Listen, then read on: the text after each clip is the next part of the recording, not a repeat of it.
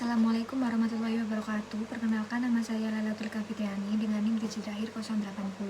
Di sini saya akan memberi kesimpulan pada kelompok 1 terkait materi perbedaan MMT dan manajemen modern. TQM atau Total Quality Management adalah suatu makna dan standar mutu dalam pendidikan. Ia memberikan suatu filosofi perangkat alat untuk memperbaiki mutu.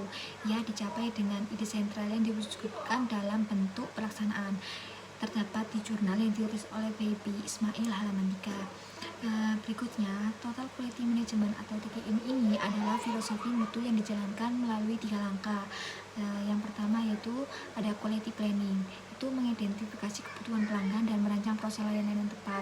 Lalu yang kedua, quality control, memeriksa serta mengevaluasi produk atau layanan agar sesuai dengan kebutuhan. Lalu yang ketiga ada quality improvement, yaitu mempertahankan dan meningkatkan mutu secara berkelanjutan sesuai alokasi sumber daya, pelatihan, dan penetapan struktur permanen. Ditulis oleh Feby Ismail pada halaman 3-4. Selanjutnya, macam-macam teknik manajemen modern ini yaitu ada line management. Dalam konteks pendidikan, konsep ini berarti menentukan nilai yang penting bagi mahasiswa dan pemangku kepentingan, menciptakan aliran nilai untuk menambah manfaat di setiap langkah pemborosan dan membangun budaya berkelanjutan atau yang juga bisa disebut Kaizen. Melalui digitalisasi ini, penerapan line manajemen dapat menghemat biaya dan waktu, meningkatkan kualitas layanan, serta memperkuat daya saing global. Yang ditulis oleh Vini Muslihatuz Zahro halaman 4 dan Jurnal Ilmiah Metode halaman 3-5.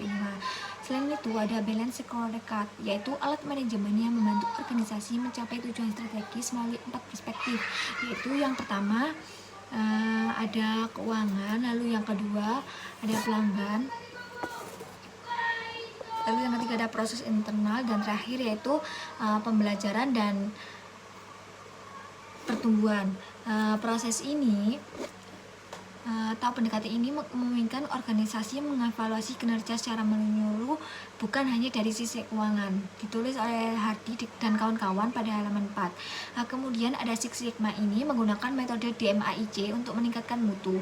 Langkah-langkahnya adalah yaitu D. Define, mengidentifikasi masalah dan menetapkan tujuan proyek. Lalu M. Measure, mengumpulkan data relevan untuk memahami kondisi saat ini. Lalu A. Analis, menganalisis akar penyebab masalah menggunakan teknik statistik. Lalu I. Improve, merancang dan mengimplementasikan solusi yang efektif.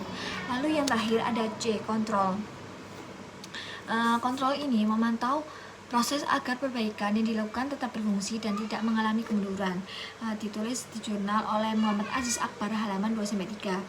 Dalam MMT ini, kepemimpinan ini sangat penting. Kepemimpinan yang efektif bersifat partisipatif, memberdayakan individu, melibatkan tim, dan menumbuhkan budaya mutu dengan prinsip perbaikan berkelanjutan.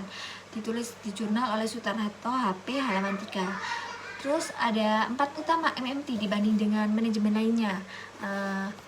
Yang pertama itu dasar teori ini berbasis statistika, bukan hanya ilmu sosial. Lalu yang kedua, inovasinya ini banyak dihasilkan oleh pionir industri, bukan semata perusahaan konsultan.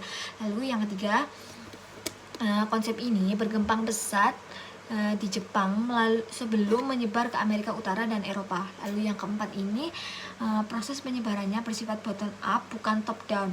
Ditulis oleh Hasan et al. Tahun 2022.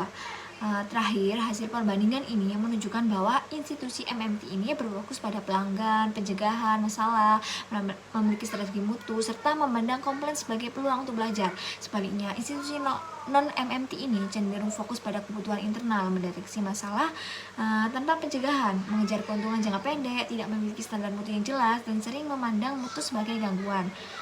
Ditulis oleh Sutarto HP halaman 5.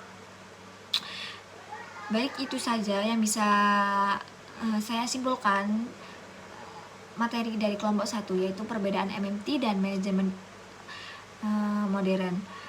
Baik, itu saja. Sekian dari saya. Terima kasih. Wassalamualaikum warahmatullahi wabarakatuh.